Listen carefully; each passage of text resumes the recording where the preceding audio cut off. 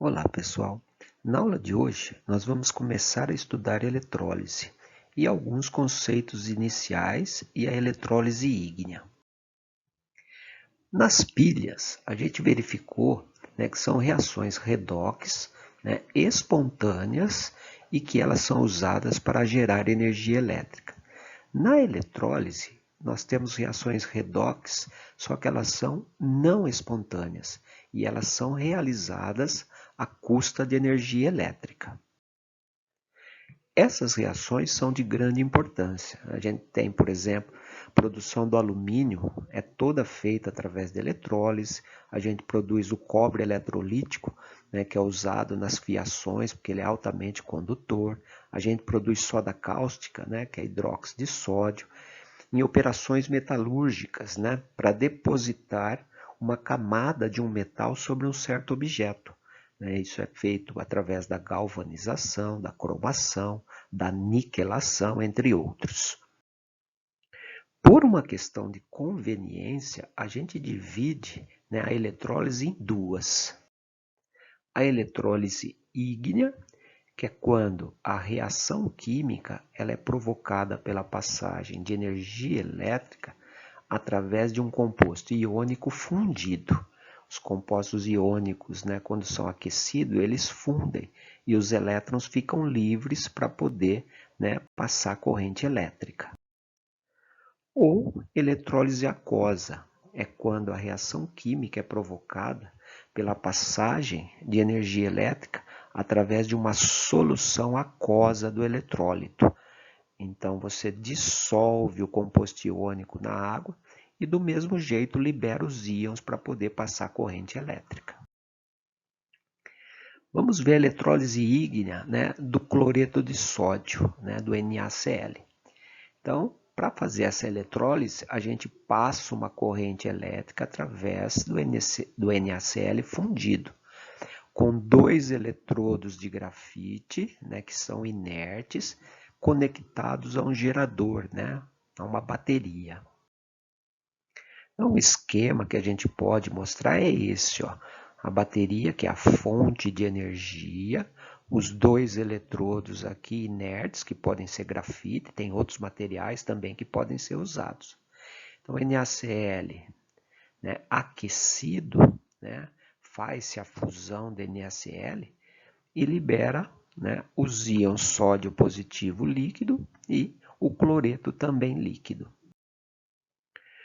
O polo negativo do eletrodo, então a gente tem aqui a bateria, esse é o polo negativo, então aqui a gente tem esse eletrodo negativo, ele vai atrair os íons positivos, cargas opostas se atraem.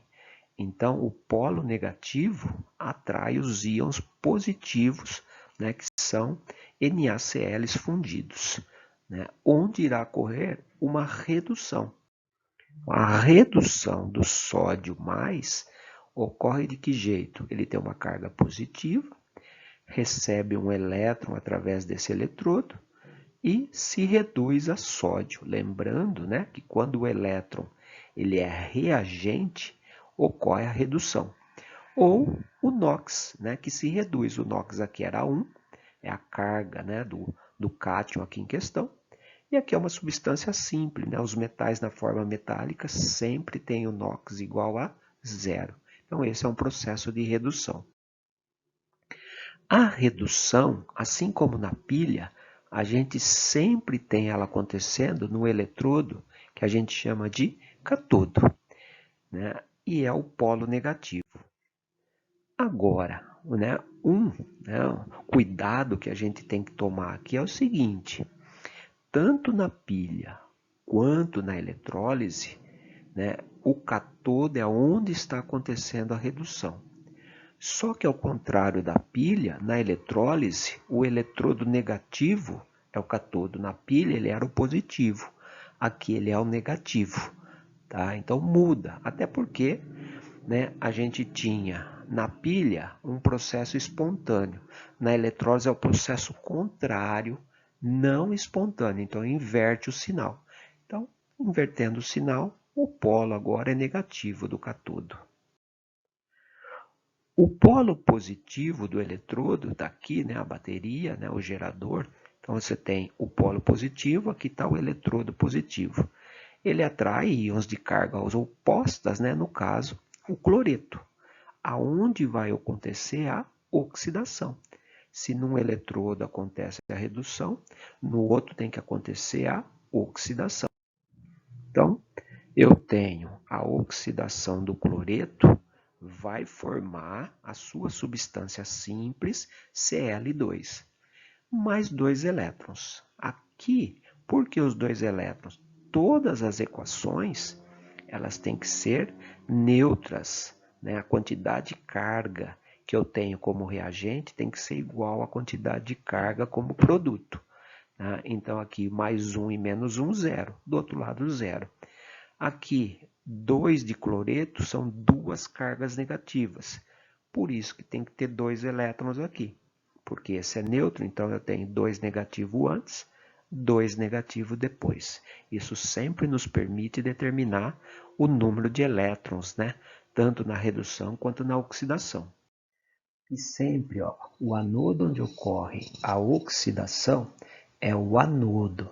Tanto na pilha quanto na eletrólise, o anodo é o eletrodo onde ocorre a oxidação.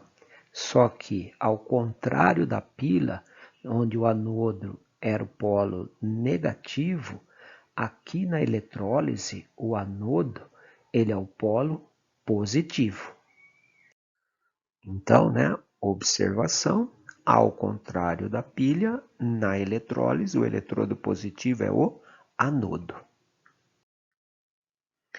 Vamos ver aqui, né, a eletrólise ígnea do NaCl, então. Então, redução no cátodo, a redução é sempre do cátion metálico, mais um elétron, dando, né, o sódio metálico.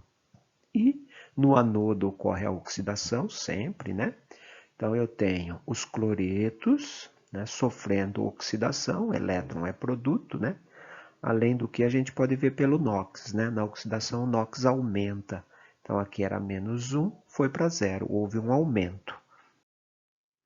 Eu posso também determinar a equação global. Então, por conveniência, tanto na pilha quanto na eletrólise, a gente divide, né, as duas semi-reações.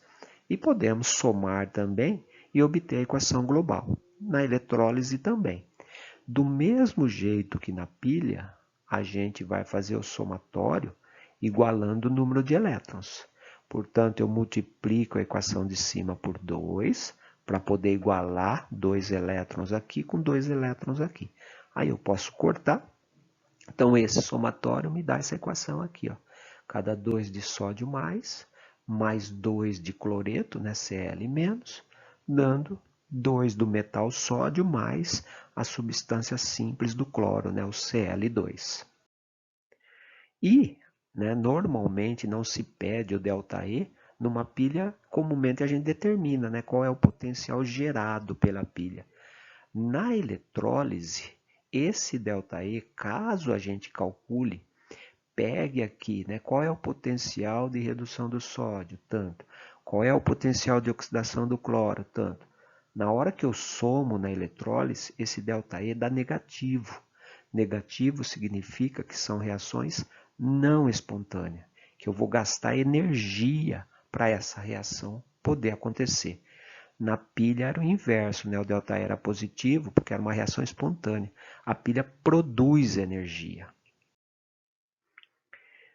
Então, como regra geral, né, os cátions sempre irão sofrer redução. Então, um cátion metálico, você devolve a quantidade necessária de elétrons para ele e obtém ele na forma metálica. Veja esses exemplos. Ó. O lítio, que é um metal mais um, é um metal alcalino. Tá? Então, pega um elétron, sofre a redução e vai para lítio metálico. O cálcio, que tem duas cargas positivas, é um alcalino terroso, ele pega 2 elétrons para sofrer a redução e ir para cálcio metálico. Já o alumínio, né, o metal mais produzido através da eletrólise, né, 3 de carga positiva, então ele precisa de 3 elétrons para cada átomo para sofrer a redução e voltar para sua forma metálica. Já os ânions, né, os cátions sempre, né, dependendo da carga, é o número de elétrons que eu vou colocar, ele volta para a forma metálica. Os ânions sempre irão sofrer a oxidação. O cátion sofre redução, os ânions, oxidação. A gente sempre vai ter os íons positivos e negativos, né? Então, os halogênios sempre vão formar uma molécula diatômica. Então, né, 2x-, né, os halogênios sempre têm uma carga -1 quando estão sozinhos. Tá? Então, 2 dele forma essa molécula diatômica aqui. E libera 2 elétrons para a neutralidade, né? 2 cargas negativas antes, 2 cargas negativas depois. Então, nós temos aqui, né, os 4 halogênios, né, principais, né, que podem formar substância diatômica aqui. Se for flúor, forma o F2 e libera esses 2 elétrons da oxidação. Se for o cloreto, forma o Cl2, se for o brometo, forma o Br2, se for o iodeto, forma o I2. Então, sempre que for um halogênio, é sempre esse mesmo esquema aqui de formação da substância simples. 2 outros ânions importantes, né, que podem sofrer oxidação na eletrólise é o oxigênio, o O2-, que forma o gás oxigênio. Cuidado que aqui, ó, por que 4 elétrons? 2 de O2- são 4 cargas negativas. Quando forma a molécula neutra, libera essas 4 cargas negativas, que são os elétrons. A mesma coisa aqui, ó, 4 hidroxilas. Vai formar o gás oxigênio e a água. Quantos elétrons? São 4 cargas negativas, então 4 elétrons aqui. Então, são essas reações típicas, né, na eletrólise.